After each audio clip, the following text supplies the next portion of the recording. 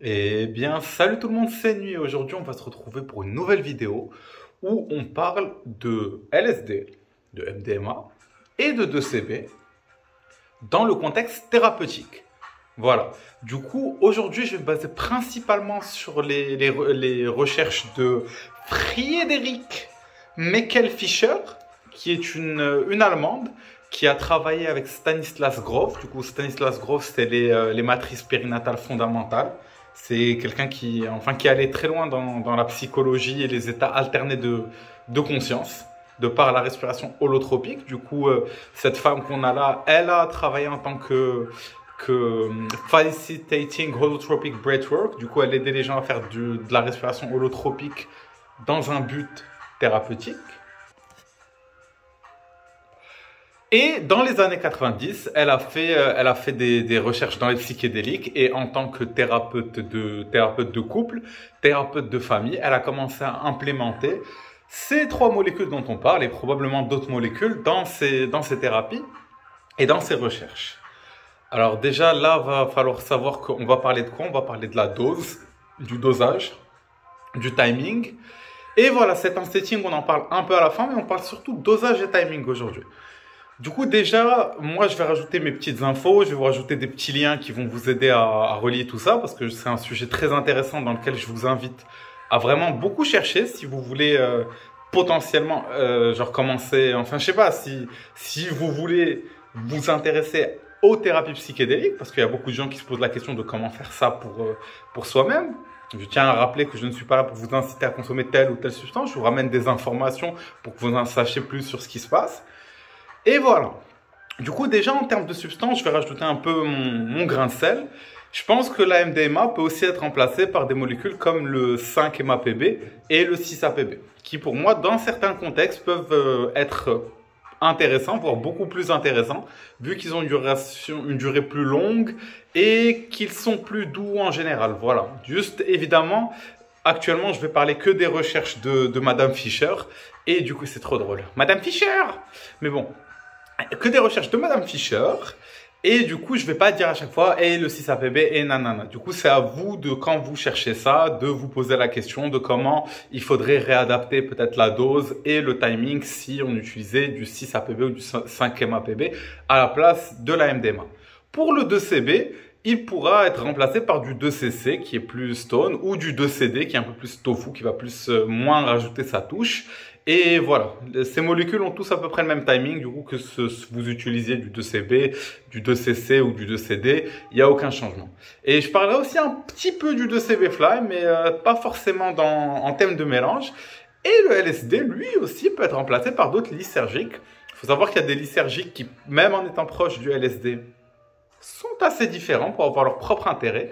Par exemple, l'ALAD, qui est plus doux, plus gentil, peut être utilisé avec les personnes qui peuvent avoir beaucoup d'anxiété qui monte facilement. En tout cas, c'est ce que j'ai utilisé moi dans cette situation.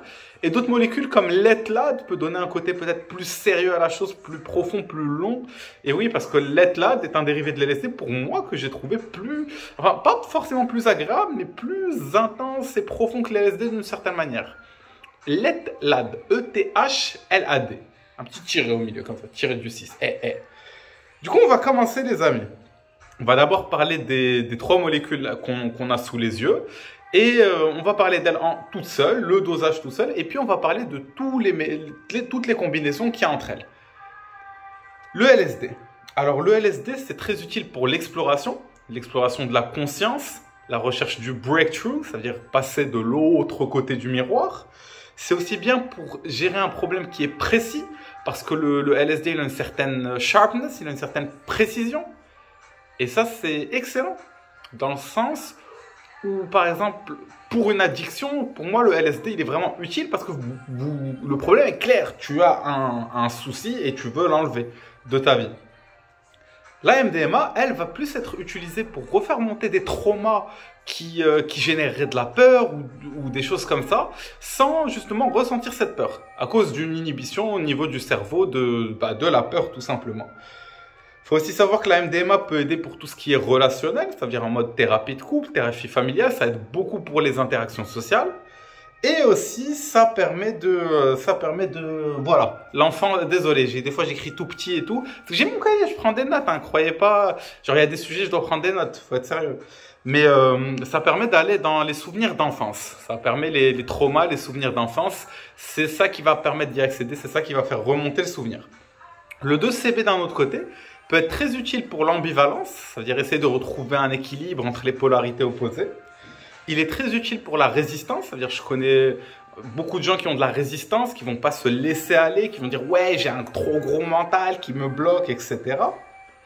Et c'est aussi utile pour tout ce qui est psychosomatique. Du coup, psychosomatique, c'est les douleurs liées à une douleur psychologique. C'est-à-dire moi une fois, je m'étais retrouvé dans une relation toxique et j'ai développé une douleur qui me faisait hyper mal aux pieds. Et c'est parti au final avec des tripes. Mais pour moi, ça n'avait aucun sens. J'avais une douleur qui n'était pas physique, je comprenais pas. Enfin, j'imagine pour ceux qui vivent des choses psychosomatiques, qui est le corps qui ressent la douleur du mental, de l'esprit, du psyché. Des fois, c'est dur à comprendre. En tout cas, moi, j'avais eu beaucoup de mal et en tout cas, j'ai eu de la chance que les psychédéliques m'ont aidé avec ce genre de douleur. Voilà. En termes de dosage, il faut savoir que l'idéal, c'est de prendre autant que nécessaire qu'il faut, mais aussi peu que possible. Voilà, il faut essayer de trouver le juste milieu qui est ce que vous recherchez pour l'expérience que vous recherchez. Et évidemment, chaque expérience est adaptée. Nanana. Du coup, la MDMA, les dosages qu'elle utilise Madame Fischer, c'est trop drôle. Madame Fischer, c'est trop drôle. Madame Fischer, désolé, j'ai bugué sur Madame Fischer. Mais bon, les dosages qu'elle utilise pour des sessions de MDMA au début, c'est plus des dosages entre 90 et 100 mg. Et pour les séances suivantes, elle monte à peut-être 120, voire jusqu'à 140 mg de MDMA. Et actuellement, on reste dans un dosage qui reste assez moyen. Pour le LSD, l'expérience va beaucoup dépendre de la dose. Du coup, pour elle, une dose initiale d'un débutant va plus être de 50 microgrammes et elle montait jusqu'à des doses de 250 microgrammes. Voilà. Et vu qu'elle considère que le LSD est une expérience difficile, qui peut être overwhelming, c'est-à-dire qu'il y a trop et on a du mal à gérer et on est en panique, elle considère que la MDMA doit être utilisée en injonction avec le LSD. Et maintenant, le 2CB. Du coup, le 2CB, un dosage moyen, c'est 20 mg. C'est entre 15 et 25 en général. Ça peut même commencer à 10, le 2CB. Et le 2CB va être très utile pour avoir un mindset clair, c'est-à-dire avec des pensées claires et précises. Et c'est doux. C'est-à-dire c'est un effet proche de la mescaline, un effet cactusesque. Et c'est bien pour explorer le dark side. Enfin, pour explorer le vrai dark side, c'est le 2CE. Mais pour s'aventurer dans le dark side, le 2CB, 2CC, etc. peut être très utile. Et justement, Madame Fischer, utilise de la MDMA en descente de 2CB pour adoucir la descente. Du coup, elle utilise par exemple 60 à 80 mg de MDMA 2h30 après le 2CB. Du coup, là, je vais vous lister les différentes combinaisons possibles. Du coup, la première auquel on a affaire, c'est MDMA plus LSD. Du coup, le mélange permet d'allonger le processus et de rendre l'LSD plus gentil d'une certaine manière. Ça veut dire que c'est plus simple d'intégrer ce qui se passe dans l'expérience du LSD qui peut un peu prôner, qu'on peut un peu avoir peur dedans. Ça donne de la clarté et de la précision de penser à l'expérience. Du coup, il y a différents timings. Du coup, le premier qui a l'air évident qui vient en tête, c'est de prendre les deux en même temps. Du coup, c'est pas ce que je suggère et c'est pas ce que je suggère non plus, parce que ça donne un pic qui est hardcore, qui peut être un peu too much, et ça permet quand même des réalisations profondes. Mais ça peut être tellement intense que c'est pas forcément agréable à gérer. Et ça fait que le LSD, il est moins fort, mais que la MDMA, on ressent vraiment la douceur de la MDMA dans ça. Mais je pense aussi qu'il y a un risque que la MDMA descende trop tôt et qu'on se retrouve sur une fin de plateau d'LSD en descente de MDMA. Voilà. Son préféré, c'est de prendre le LSD 2h à 2h30 après la MDMA. Du coup, on est bien sur la fin du plateau de la MDMA. Et du coup, le LSD vient très vite et il garde la coloration de la MDMA. Les couleurs vivides et tout de la MDMA, il le garde.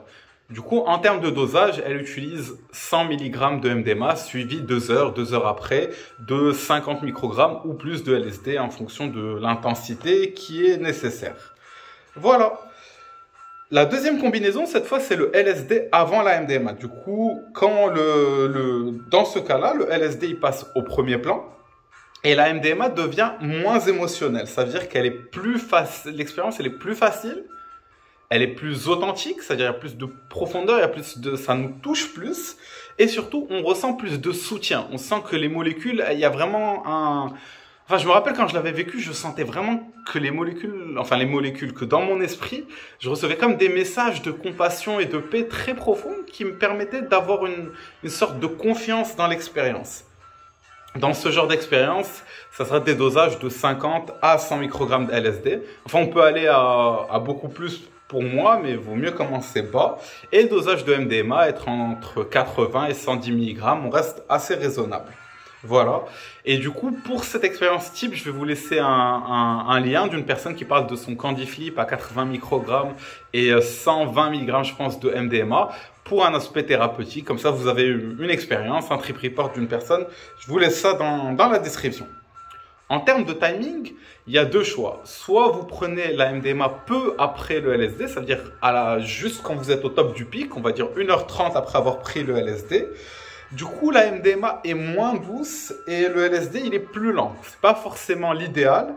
L'idéal, il n'y a pas vraiment d'idéal. Il y a différentes combinaisons avec certaines préférences qui peuvent être retrouvées par plusieurs personnes. C'est de prendre la MDMA 4 heures après le LSD. Du coup, quand vous êtes arrivé sur le plateau, vous vous êtes stabilisé, à ce moment-là, vous prenez la MDMA. Et la MDMA arrive dans l'intersection entre les deux substances. Une substance qui a fini son pic, qui arrive au plateau, qui stabilise, et une autre substance qui monte. Et du coup, dans cette intersection, il faut beaucoup de présence et beaucoup de calme, de tranquillité. Et ça veut dire de préférence être allongé parce que ça peut être très intense et qu'il faut vraiment se laisser aller. Ça veut dire dans mes expériences et celles de mes proches, justement, quand tu atteins ce pic, enfin pour moi c'était plus du 6-APB, du coup tu l'atteins vers 3h30 comme ça, tu te retrouves à devoir te lâcher. Genre, t'as l'impression que la personne elle dort, ou tu as l'impression toi-même de comme te laisser dormir, mais tu vas dans un truc très intense, mais dans lequel tu lâches. Et il faut vraiment, à ce moment-là, ne pas se retrouver dans l'activité ou quoi, parce que ça peut être trop intense, et c'est une interjection où il faut se laisser aller, où il faut être allongé en fait. Il n'y a pas d'autre, il n'y a pas d'autre. Je pense que vous pouvez être en train de méditer, mais il faut vraiment se donner l'occasion de complètement lâcher. Et qu'est-ce que ça donne? Ça donne, quand la MDMA monte, ou le 6-APB, une sensation de sobriété. C'est-à-dire, moi, quand j'ai eu ça, j'ai rien compris. Je me suis dit, j'ai pris des doses éléphantesques. Enfin, j'avais pris 250 microgrammes et je pense peut-être 160 mg de 6-APB succinate. Faire attention, 6-APB, succinate, hydrochloride, c'est pas les mêmes dosages. Je le redis pour que vous fassiez attention. Et d'un seul coup, je me sentais sobre. Enfin, il y avait quand même un peu des visuels et tout, mais je me sentais, j'avais l'impression de de me balader dans mon cerveau comme si j'étais sobre. Et à ce moment-là, ça commence vraiment à monter, ça commence vraiment à se rejoindre, et on est de plus en plus de passer à, en fait, je suis sobre à what. Et ouais, on peut se retrouver à aller vraiment très loin avec ce genre de combinaison. Et voilà, et le troisième timing que personnellement j'ai jamais testé, c'est de le prendre jusqu'au début de la descente. Du coup, au bout de 6 heures, 7 heures après le LSD, vous prenez votre dose de MDMA et ça crée limite une nouvelle expérience. Du coup, j'avais aussi lu un trip report, quelqu'un qui avait fait ça, du 6-APB 5 heures après le LSD.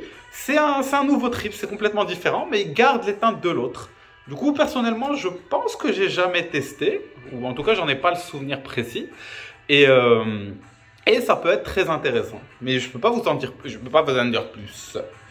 La troisième combinaison. Cette fois, les amis, on va parler de la combinaison de la MDMA avec le 2CB. Du coup, ce qui est classique pour un Nexus Flip, c'est de prendre la MDMA et puis 2h30, 2h, 3h après, de prendre le 2CB. Parce qu'à ce moment-là, ils agissent de manière antagoniste. Ce qui est intéressant, c'est que les traumas que vous allez faire ressurgir sous MDMA, c'est-à-dire tous les traumas qui ressurgissent, vont permettre de créer une sorte de nettoyage. Et ce nettoyage va faire que quand vous rentrez dans l'expérience du 2CB, qui déjà est plus simple, parce que vous avez la MDMA derrière, ça permet d'avoir une expérience très facile du 2CB, mais évidemment, il faut prendre des dosages beaucoup moindres, on prendra peut-être juste 10 mg ou 15 mg. ça permet d'allonger les effets de la MDMA. Du coup, on continue le rôle et ça nous permet de naviguer et d'utiliser le matériel qu'on a fait ressurgir avec la MDMA. Du coup, c'est pour moi une excellente combinaison. Et voilà, du coup, je vais vous laisser aussi le Candy Flip de la copine de Josie Kins. Du coup, Josie Kins, ça fait partie des gens qui ont créé Psychonaut Wiki, pour ceux qui connaissent. Du coup, elle a aussi une chaîne YouTube. Je vous laisserai sa chaîne YouTube avec le lien du Trip Report de sa copine qui a testé un Nexus Flip à, je pense, 120 mg de MDMA plus 20 mg de CB à H plus 3,30 si je me rappelle bien, avec un peu de cannabis dans l'histoire. Et c'est vraiment un Trip Report très très intéressant. Si vous voulez tenter ce genre de mélange, je vous invite vraiment à le lire. Et il y a une autre manière de le prendre, c'est de d'abord prendre le 2CB et puis de prendre la MDMA au pic du 2CB ou un peu vers la descente. J'ai jamais tenté de cette manière, je pense. Ça permet de faire ressurgir les traumas qui sont vraiment difficiles. C'est-à-dire les choses vraiment difficiles. Vous avez d'abord le 2CB, vous rentrez un peu dans la profondeur, vous voyez ce qu'il y a. C'est pas forcément agréable. Et puis la MDMA pour vraiment faciliter la chose. Je dirais que ça serait plus adapté aux gens qui ont vécu vraiment des gros traumatismes pour vraiment les accompagner doucement dans ce qu'il y a. Et voilà, et j'ai aussi testé de les prendre en même temps. Pris en même temps, c'est très intense. C'est pas forcément ce qu'on va rechercher pour la thérapie. Pour moi, c'est plus dans la transcendance avec En tout cas, moi, les fois où ça a été fait, ça a été un peu dans la danse, dans la libération. Et voilà. Du coup, là, on va parler de la quatrième combinaison. Du coup, elle en a pas parlé Madame Fischer, Madame Frédéric. Mais Madame Frédéric, elle a quand même testé. Elle voulait juste pas rajouter ça dans la vidéo. Du coup, je vous laisse la vidéo de Madame Frédéric, d'où j'ai eu toutes ces données. Et je vous invite à faire des recherches sur elle si vous êtes curieux d'en savoir plus sur ce domaine qui est les thérapies psychédéliques. Le mélange 2CB LSD, du coup, d'après mes expériences et d'après mes recherches, si on prend le 2CB avant, le LSD, ça permet de créer une sorte de teinte colorée, de douceur dans laquelle le LSD va monter. Et ça peut être très agréable, mais après l'expérience pour moi, elle est pas... elle monte et après vous êtes un peu plus sur quelque chose de stable qui descend. Vous pouvez les prendre en même temps, mais souvent ça va être un peu trop. En tout cas, des dosages bas, ça peut se faire. C'est-à-dire, la première fois que j'ai essayé, j'avais pris... c'était avec du 2CB Fly, mais bon, ça se rapproche un peu. J'avais pris 33 microgrammes de LSD avec 10 mg de CB Fly, et juste les 33 microgrammes de LSD, vu qu'ils ont été pris en même temps, ça a beaucoup boosté l'expérience du 2CB Fly. Et après, je dirais pour moi, ce que je préfère, c'est de le prendre, je dirais, à H plus 3, parce qu'à ce moment-là, il y a une amplification des deux, ils se marient bien. Et les gens décrivent ça comme rentrer dans une sorte de tube de lumière colorée. Genre on rentre vraiment dans quelque chose de très coloré, de très psychédélique, mais en même temps avec une toute petite touche entactogène.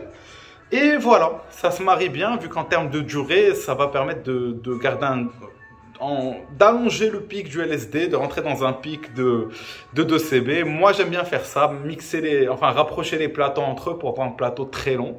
C'est pour ça que le Ali Flip, je mélange les trois d'une certaine manière. Et puis, la dernière manière que j'ai aussi essayé, c'est de prendre le 2CB au niveau de la descente du LSD, au bout de 6 heures ou de 7 heures du LSD. On prend à ce moment-là le 2CB et du coup, ça nous permet d'avoir la montée du 2CB avec la descente du LSD. Du coup, c'est deux expériences distinctes, mais où il y a une intersection super douce, où il y en a un qui part, un qui monte, du coup, vous restez sur quelque chose de stable. Il n'y a pas de montée très, très forte. Voilà. Du coup, je pense qu'on a parlé de toutes les combinaisons à 2 molécules possibles qui se passent. Faut savoir que faut vraiment pas oublier le set and setting, comment vous êtes dans votre esprit et dans le lieu où vous le faites, le trip sitter, etc. Et il faut toujours avoir une intention ou un but. Je dirais que c'est pas la même chose une intention ou un but, mais pour moi c'est nécessaire. Et il faut se dire qu'on s'engage dans une relation avec la substance. C'est-à-dire que vous n'allez pas commencer à mélanger les molécules entre elles avant de les tester un petit peu toutes seules ou de rester sur des dosages bas. Il faut vraiment créer une relation avec la substance. Vous n'êtes pas là pour faire un trip ou deux et dire ça a marché, ça n'a pas marché. Vous êtes plus là pour créer une relation avec la substance qui va vous permettre progressivement, de manière plus ou moins rapide et intense, de traverser le matériel traumatique que vous avez en vous sous différentes formes, avec différentes molécules. Et voilà, Et il faut que ça se fasse dans la présence. Il ne faut pas que ça se fasse dans le bazar, parce que c'est du gâchis après. Parce qu'il faut que la réalisation qu'on a soit transférée à la conscience et au corps. Il faut que l'expérience soit bien intégrée. Et c'est pour ça que l'intégration est une part aussi importante du trip que la préparation, voire que le trip en lui-même. L'intégration, c'est vraiment important. Ça peut être considéré comme 50% de l'expérience, qui est la descente en elle-même et les jours qui peuvent suivre l'expérience. Voilà, voilà. Du coup, pour rajouter mon grain de sel, ou plutôt mon grain de shit, non, c'est pas de la drogue, je vous jure, YouTube, je fume que des plantes légales. Qu'est-ce que je disais avant que je sois cramé parce que je suis pété? Le cannabis, pour moi, peut bien se marier à ce genre de substance. Du coup, je dirais, le cannabis, souvent, on a des usagers qui sont réguliers, qui vont utiliser le cannabis, par exemple, plusieurs fois par semaine, et d'autres personnes qui vont l'utiliser très rarement. Du coup, pour ceux qui sont réguliers, je pense que ça peut être autorisé de garder le cannabis à l'intérieur de l'expérience, c'est-à-dire que vous pouvez fumer même une pointe au moment du pic ou quoi, si vous êtes habitué et que ça vous met vous savez la réaction que vous allez avoir au cannabis et que ça vous met dans peut-être votre zone de confort pour plus plonger dans quelque chose dans laquelle vous êtes à l'aise. Mais je dirais à ce moment-là, il faudrait mettre 1/5 de la dose que vous avez l'habitude de mettre. Du coup, 1/5, par exemple, vous êtes habitué à mettre 200 mg de weed, qui est assez classique, vous mettrez juste, par exemple, 40 mg de weed. Et pourquoi 1/5? Parce que cette fraction est l'équivalent de 4/20. Et du coup, c'est le 420. On garde le rythme, vous avez compris? Et voilà. Et sinon, en termes de timing, par exemple, pour quelqu'un qui l'utiliserait moins, il faut faire attention. Ça serait plus à attendre jusqu'à la fin de la descente ou au moins au milieu du plateau pour commencer à combiner avec ça et partir sur des dosages très légers, surtout si vous n'avez pas l'habitude du cannabis. Je conseille même à ceux qui n'ont pas l'habitude de cannabis de ne pas l'utiliser du tout, de l'utiliser vraiment jusqu'à la fin de l'expérience quand ça commence vraiment à s'estomper. Il faut savoir que l'intérêt du cannabis n'est pas forcément dans le côté thérapeutique, mais plus dans le côté de l'éveil.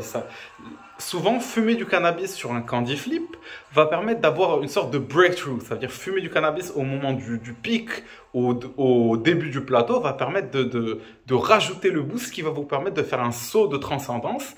Mais ça peut aussi être risqué, on peut aussi se retrouver dans de la parano, etc. Du coup, c'est quelque chose de très tricky. Très tricky.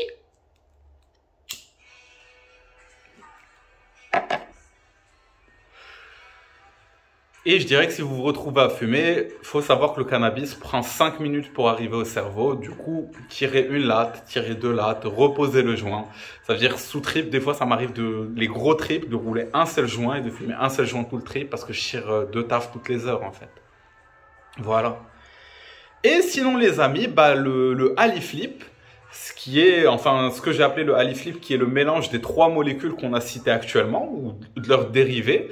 Du coup, Madame Frédéric n'en parle pas, et heureusement, parce que je peux appeler mon trip le Ali Flip, et pas le Frédéric Flip. Franchement, je suis désolé, mais il se serait pas chauffé pour le Frédéric Flip. Non, vous avez fait un excellent travail, madame. Je vous suis énormément reconnaissant pour toutes les informations que vous nous ramenez à nous, psychonautes débutants ou un peu plus initiés. Mais le Frédéric Flip, ça serait pas passé, je suis désolé. Du coup, le Ali Flip, c'est le mélange de ces 3 molécules avec... en tout cas, je vais vous parler des différents timings un peu rapidement. Je vous laisse ici, juste en haut là, et dans la description, la vidéo sur le Ali Flip où j'explique vraiment en profondeur pourquoi je mélange les 3 et voilà. Et je dirais... Il y a deux manières différentes d'où je l'ai fait. La première fois, je l'avais fait avec mon ex-copine qui, à l'époque, elle avait 18 ans. Du coup, il faut savoir que c'est jeune. Je lui avais fait essayer les 3 molécules toute seule. Et puis, on avait tenté une expérience où j'avais pris 140 mg de MDMA, suivi 1 heure après de juste 25 microns d'LSD, suivi de 21 mg de 2CB à la fin. Il faut savoir que pour elle, c'était pas les mêmes dosages. Elle a pris 80 mg de MDMA qui est plus doux, elle a pris 60 microgrammes de LSD et elle a pris que 14 mg de 2CB.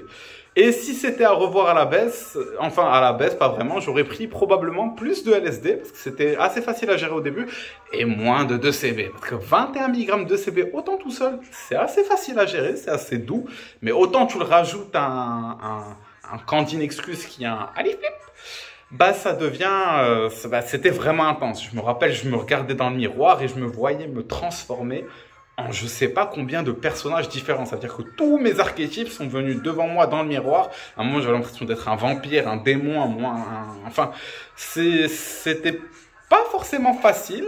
Et vu que j'avais pris le 2CB, pas forcément 2-3 heures après la MDMA, mais plus 3-4 heures, le rôle était un peu fini. Du coup, l'expérience n'était pas forcément aussi euphorique, mais bon, j'ai réussi à gérer. Mon ex aussi avait réussi à gérer. Et ça m'a donné aussi des informations sur le dosing. Du coup, dans ce cas-là, justement, le LSD il était facile à gérer parce qu'il était pris après la MDMA. Et le 2CB a permis de continuer un peu le truc pour que l'effet de la MDMA s'estompe pas avant que le LSD se finisse et qu'on n'ait pas une descente de MDMA pendant les LSD. Une autre prise qui a été différente, que j'ai pris avec mon ami le Mosto, c'était un festival où j'étais parti, j'avais pris 150 microgrammes de 1 PLSD. 1 heure et demie après, j'avais pris, je pense, 150 mg de 6-APB succinate. Il faut savoir, avec l'hydrochloride, j'aurais pris probablement que 100 mg. Et à la fin, j'ai rajouté, je pense, 16-17 mg de 2CB. Et ça a fait que ça a été une expérience qui a été très intense pour le Candy Flip. Et le 2CB a rajouté lui-même sa nouvelle expérience. Ça donnait quelque chose de très intense. Je me rappelle, il y avait une salle où la musique, c'était un peu du hardcore. Je voyais comme ma conscience s'entrecouper. Il y avait des vides dans lesquels je pouvais complètement me perdre et me désidentifier en rentrant dans les vibrations musicales. Voilà, voilà. Bah, sinon, pour un Ali Flip, je dirais classique, parce que j'ai parlé des dosages, je dirais, il y a deux manières de le faire. Ça serait la plus classique, c'est moi qui ai fait ça, mais celle avec laquelle j'ai le plus d'expérience, c'est de prendre le LSD en premier, mais on pourrait prendre une dose très légère de peut-être 75 microgrammes, suivi peut-être 3 heures après, 3-4 heures après de 80 mg de MDMA, ou peut-être suivi 1 heure et demie après je sais pas, 80 mg de 6-APB hydrochloride. Et évidemment, 3 heures après la MDMA, qui est du coup 6-7 heures après le LSD, ou équivalent par rapport aux APB, 12 à 15 mg de 2CB. Pour moi, ça sert à rien de forcer. Une fois, j'ai pris 40 mg de 2CB, je me suis pris une claque qui m'a mis un bon chaos technique. Faut pas s'amuser à monter les dosages du 2CB. Il y a déjà des molécules derrière. Le code dans les combinaisons psychédéliques, c'est que 1 plus 1 est égal à 3 et 1 plus 1 plus 1 est égal à 9. Et oui, c'est les maths New Age. Faut comprendre, des amis. Et du coup, bah, je pense que je vous ai parlé un petit peu de toutes les combinaisons possibles, de tous les accords qu'il peut y avoir entre eux. Vous avez la vidéo dans les commentaires de Madame Frédéric, Madame Fischer. Et du coup, il y a des jolis PowerPoint, comme ça vous avez ça clair. Vous pouvez vous poser la question par rapport, si vous avez ce genre de molécules et que vous voulez les manger, comment, quel est le timing qui correspond à l'expérience que vous voulez vivre. Et voilà. Du coup, bah, les amis, je vous rajoute juste ici la vidéo sur le Candy Flip et juste ici la vidéo sur le Nexus Flip. Comme ça, vous pouvez voir les deux combinaisons, un petit peu mes expériences dessus et mes recherches dessus, et vous faire un avis. Et voilà, stay safe.